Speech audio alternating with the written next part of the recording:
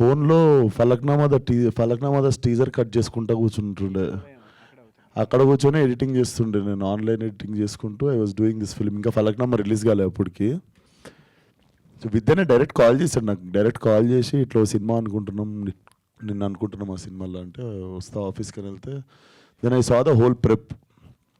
అంటే ఇంకా వాళ్ళ ఆఫీస్ చూస్తేనే లైక్ ఎవ్రీ సినిమాలో ఉండకపోవచ్చు detail, but he have very deep research of characters కావచ్చు, స్కెచెస్ కావచ్చు, like there was so much information.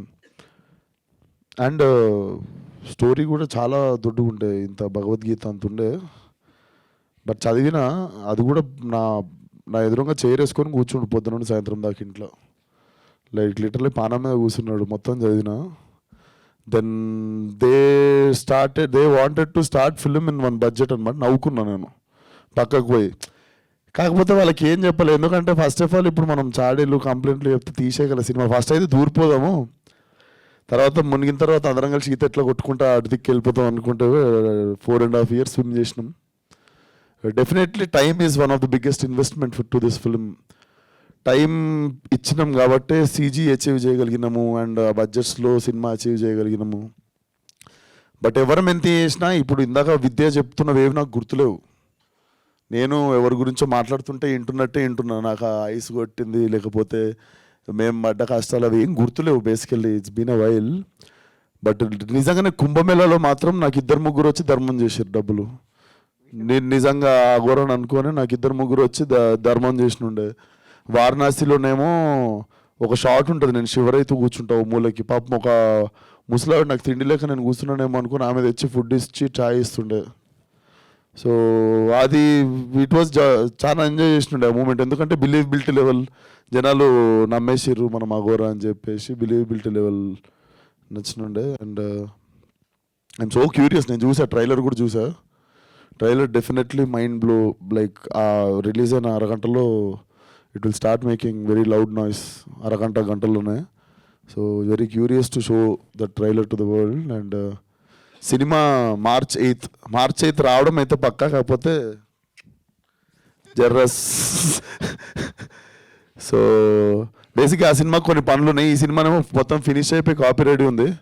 So ఎట్లా వస్తున్నాం కదా, దాని తర్వాత ఇది వచ్చినా, దీని తర్వాత అది వచ్చిన, March 8 ముఖం చూపించడం అయితే పక్కా. సో కమింగ్ ఆన్ March 8 దానికి ఇంకొన్ని పనులు ఉన్నాయి, జర ప్రశాంతంగా చేసుకుందామండి. అండ్ ఆల్సో మా టీంలో కూడా ఒక చిన్న ఇన్సిడెంట్ జరిగినుండే ఒక టెక్నీషియన్ వాళ్ళ ఫ్యామిలీలో.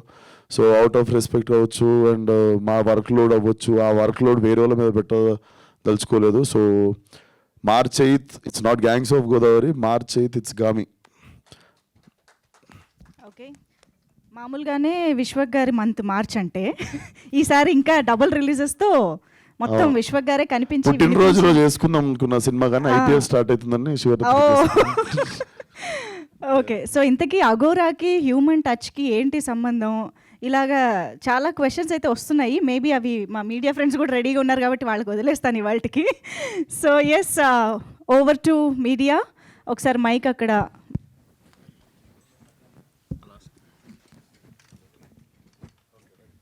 Yeah ready, please start. Yeah, hi Vishwak. నమస్తే. First of all nice shirt. అందరూ ఏంటంటే సినిమా థీమ్కి మ్యాచ్ అవ్వాలని బ్లాక్ అండ్ గ్రేలో వచ్చారా, వితౌట్ ఎనీ కలర్? అస్సలు ఏం ప్లాన్ చేసుకోలేదు. మోస్ట్ అసలు ఇట్లాంటి ప్రిపరేషన్ లేముండు. ఈయనను చూస్తుంటే మంచిగా అనిపిస్తుంది. ఈయన నేను చూసిందల్లా ఎప్పుడు ఇంత సిమెంట్ ఎట్లా పడిపోయి కొంచెం ఇంత చినిగిపోయి, ఆ సెట్లో ఉన్న స్నో కొంచెం ఇరికిపోయి, ఆ ఉప్పీడి ఇరికిపోయి మొత్తం ఈ మధ్య చూస్తున్నా జర స్మార్ట్గా ఉన్నాడు. ఆ సెట్ మీరు చూస్తే ఆ మేకింగ్ వీడియోలో కూడా అదేంది రంపం పట్టుకుని ఏదో పని చేస్తుంటాడు ఆ మూలక. మీరు 2-3 వీడియోలలో చూడవచ్చు, ఆడేడ బ్యాక్గ్రౌండ్ ఉంటాడు. అండ్ సెట్ వేస్తుండే ఒక 20 రోజులు. 20 days తర్వాత ఫైనల్లీ నేను పోయినా, నాకు షూటింగ్ ఉందనుకుని నేను రెడీ అయ్యడానికి నాకు ఒక 2 గంటలు పడుతుంది. రెడీ అయిపోతే కూడా లాస్ట్ 10 నిమిషాలు నువ్వు ఆడేదో లప్పం పెట్టి ఏదో పని చేస్తుంటాడు ఆడ. ఇంకో వచ్చి లాస్ట్కి అట్లనే నిల్చొని కెమెరా కాడ యాక్షన్ చెప్తుంటాడు. లైక్ ఇంకా పోగదు ఇంటికి. ఈయన ఇంటికి పోతే నాకు సంతోషం అనిపించేది అప్పుడప్పుడు. బాగా కష్టపడ్డాడు, అందరికంటే ఎక్కువ కష్టపడ్డది అయితే విద్య ఈ సినిమాకి. I think it's been 8-9 years he's with one story, one narration స్టబన్గా పట్టుకొని అసలు he never lost his thing to his film. Yes. అంటే 2008లో మీరు ఈ సినిమా స్టార్ట్ చేసినప్పుడు మీకున్న మార్కెట్కి రైట్ నో ఇప్పుడు మీకున్న మార్కెట్కి స్టార్డమ్కి చాలా డిఫరెన్స్ ఉంది బేసికల్గా.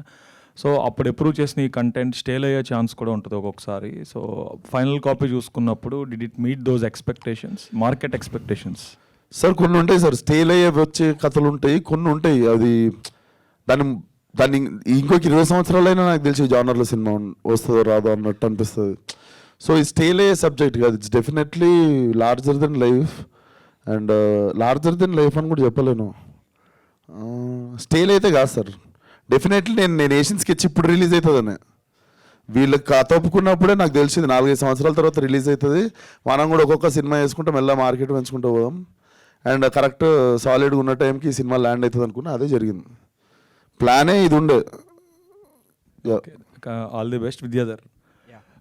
అంటే ఈ కైండ్ ఆఫ్ ఇప్పుడు ఇప్పుడు మైథలాజికల్ టచ్ లేకపోతే రిలీజియస్ టచ్ ఉన్న సినిమాలు ఈ మధ్యన బాగా వస్తున్నాయి.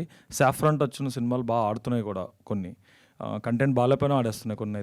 అయితే ఈ టైంలో అఘోరా అంటే శివుడు ఇదంతా కూడా దీంట్లో అంటే ఇస్ దేర్ ఎనీ రిలీజియస్ టచ్చా, లేకపోతే are you exploring some science kind of psychological phenomena or what? We approached it like a human story అండి. కాన్షియస్ రిలీజియస్ ఇన్ఫ్లుయెన్సెస్ అనేం లేదు. ఈ స్టోరీలో మేము అచీవ్ చేయాలనుకున్న పర్టికులర్ డ్రామా మూమెంట్స్ వల్ల అదొక అఘోరా అయి ఉండాలి. అఘోరా అయితే ఆ డ్రామా ఇంట్రెస్టింగ్గా పండే సీన్స్, సిచ్యువేషన్స్ కనిపించాయి.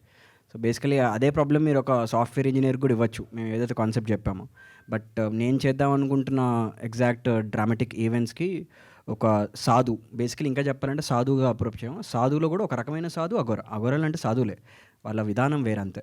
So nothing religious, nothing based on the మీరు అడిగిన ఇందాక క్వశ్చన్కి ఆపోజిట్ ట్రెండ్, మీరు ఇందాక market trend again it somehow fit in to the market again. So it's ironic.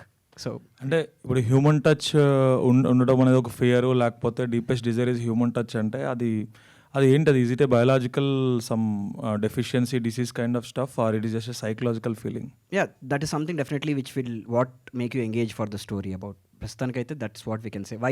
Why is a problem, how is it going to think అనేది it's what is interesting on the screen. Cool అండి, all the best. Thank you. Producer Karthik Savarish గారు, యాక్చువల్గా crowd funded film అంటే there should be transparency in accounts కదా. So in what budget you made this film? Usually మన విశ్వక్సేన్ వేరే సినిమాల గురించి అడిగితే చెప్పరు.